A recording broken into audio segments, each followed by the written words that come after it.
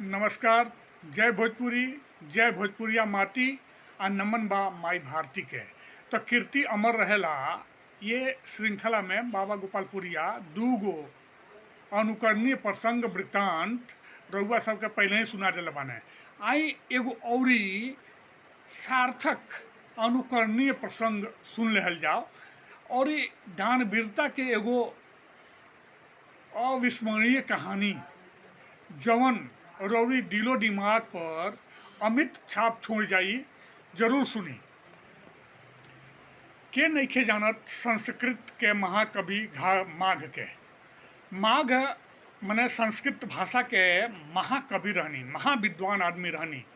सतयुग, द्वापर, त्रेता की कितने दानियन के खिस्सा रहुआ सुनले हो कभी।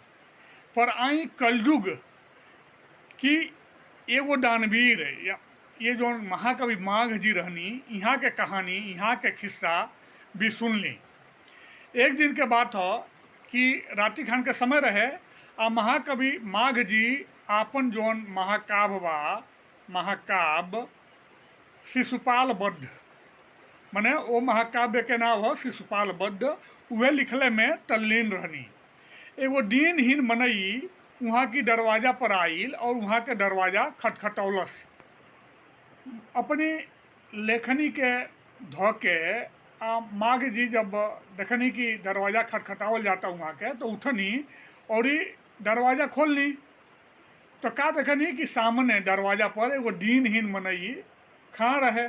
वो दीनहीन मनई कहलस कि ओकरी लइका के तबीयत बहुते खराब बा, कहीं कौनो असरा नइखे लौकत, ऐसे रौरी शरण में आइल बानी।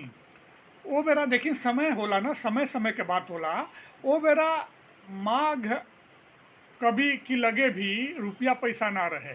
माघ ठीक ना, वहाँ का तुरते वहाँ पास में सुतल अपनी मलिकाइन की एगो हाथे में से सोने के कंगन धीरे से निकाल के वो मनई के देवे जात रहनी। तो ले कहीं वहाँ के मलिकाइन के उंगली टूट गई। अपनी मलिकाइन की जगते न जौन माघ कवि जी रहनी, वहाँ के तनी अजीब लागल। वहाँ कहनी के काजे ने हमार मलिकाइन का कही है, लेकिन वहाँ के मलिकाइन हाँक लगौनी और कहनी कि रुक जाई। अब तो माघ कवि के लागल कि सब गड़बड़ हो जाई, पर ही का वहाँ के जौन मलिकाइन रहनी, वहाँ का दूसरा हाथ के भी कंगन उतार के वो मनई की ओर हंसत बहा दहनी और कवि माघ से कहनी कि सहायतो करे के बाद तो ठीक से कल जाओ, हमार श्रृंगार तो रहुए बानी। तो नमन बा ये दोनों प्राणी के, यहाँ की सोच के और यहाँ की दानवीरता के। तो कलयुग में घटल ई घटना रहुआ कैसन लागल? इहो जवन प्रसंग रहा ना, अनुकरणीय प्रसंग, ई कल्याण पत्रिका में हम पढ़ले रहनी है। तो धन्यवाद बा कल्याण पत्रिका के, गीता प्रेस गोरखपुर के। और अगर रहुआ ये खिस्सा कहानी भोजपुरिया खिस्सा कहानी अच्छा लागता, अपनी माई भाषा में अच्छा लागता, तो ये चैनल के लाइक करी, सब्सक्राइब करी और शेयर भी करी। और यही तरह के कुछ नया अनमोल अनुकरणीय प्रसंग, खिस्सा कहानी, बात विचार लेके बाबा गोपालपुरिया फिर हाजिर हुई हैं।